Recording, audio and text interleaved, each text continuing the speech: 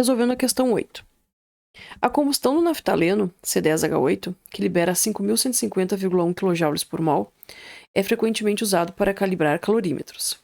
Uma amostra de 1,05 gramas de naftaleno é queimada em um calorímetro, produzindo um aumento na temperatura de 3,86 graus Celsius.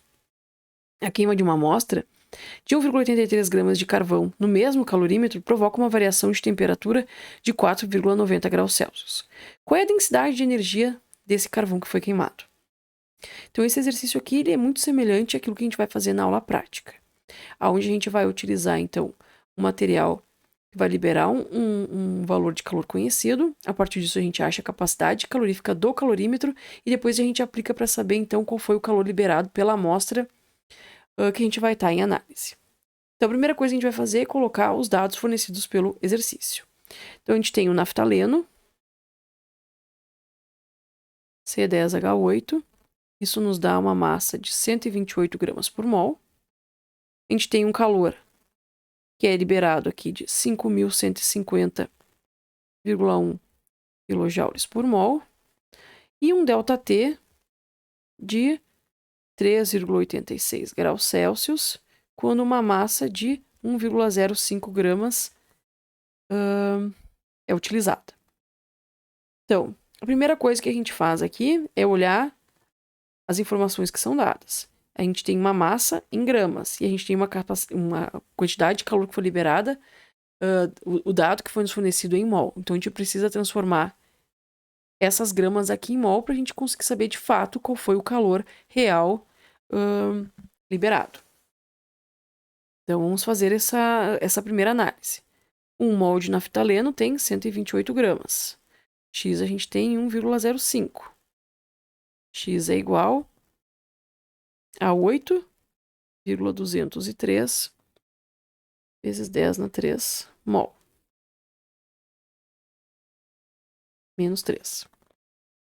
Então, se a gente tem um calor de 5.150,1 vezes 10 na 3 joules é para 1 mol, X a gente vai ter para esse valor que a gente acabou de calcular. Vezes 10 na menos 3 mol. A gente vai ter um calor de 42,246 vezes 10 na 3 joules. Então, aqui a gente calculou a quantidade relativa a essa quantidade de material que foi queimada, desse material de calor conhecido.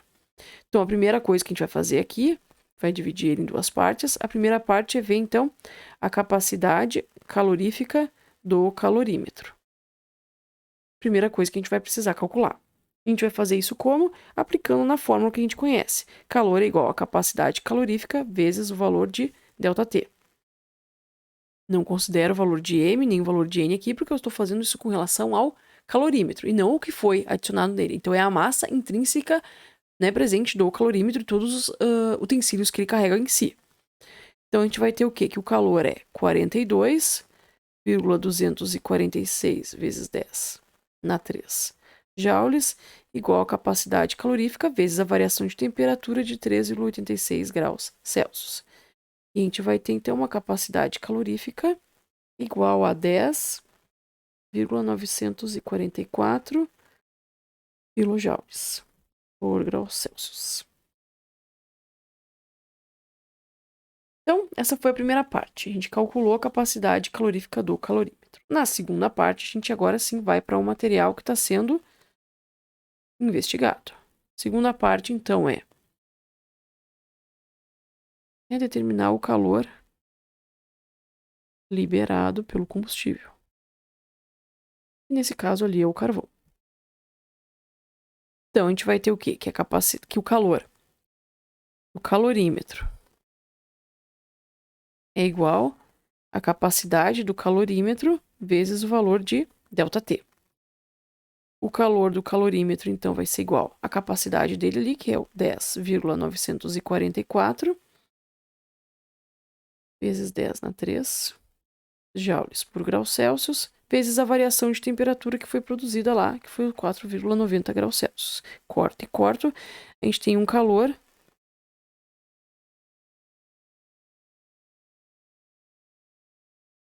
que foi liberado aqui de 53 0,62 vezes 10 na 3 joules.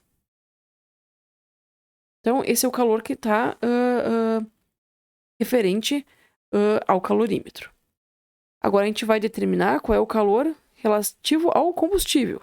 Então, o calor do combustível vai ser igual a menos o calor do calorímetro, porque aqui a gente tem a conservação da energia. Então, o calor aqui vai ser igual a menos 53,62 vezes 10 na 3 joules. Mas o exercício não pede qual é a energia, ele pede a densidade de energia. Ou seja, eu quero saber com relação à massa que foi utilizada ali desse carvão. Então, a gente tem que a densidade de energia é igual a menos o calor gerado ali na combustão sobre a massa. Então, a densidade vai ser o menos 53,62 vezes 10 na 3 joules, dividido pelo 1,83 gramas. E vai nos dar uma densidade de energia de 29,3 quilojoules por grama desse material que é queimado. Então, essa é a densidade de energia final relativa a esse carvão, né, esse combustível que o exercício estava pedindo para analisar.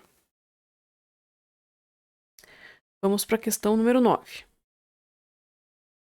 Calcule a variação de entalpia quando 14,5 gramas de vapor de água são condensados em água líquida.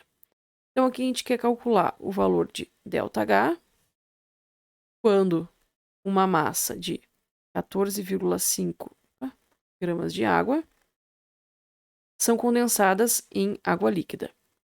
Então, a gente tem aqui, relativo a isso, um ΔH de condensação, certo?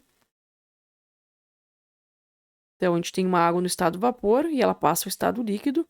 E a esse valor de ΔH de condensação, que a gente viu na aula, a gente tem um valor associado de menos 4,07 vezes 10 na 4 joules por mol.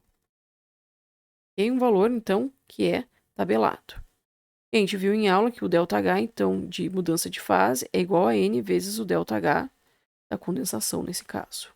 Então, aqui a gente tem o valor de mol. Aqui a gente tem o valor em gramas. A gente precisa, então, fazer essa conversão. Então, a gente faz 1 mol de água que tem 18 gramas. X a gente vai ter em 14,5 gramas. X vai ser igual a 0,805 mol. Então, o ΔH vai ser o 0,805 mol vezes o ΔH da condensação, que é menos 4,07 vezes 10 na 4 joules por mol. Corto mol com mol aqui, o ΔH, ou seja, o calor em trânsito nessa transformação é de menos 3,28 vezes 10 na 4 joules. Ou seja, um calor que foi liberado pelo sistema uma vez que ele passou do estado vapor para o estado líquido.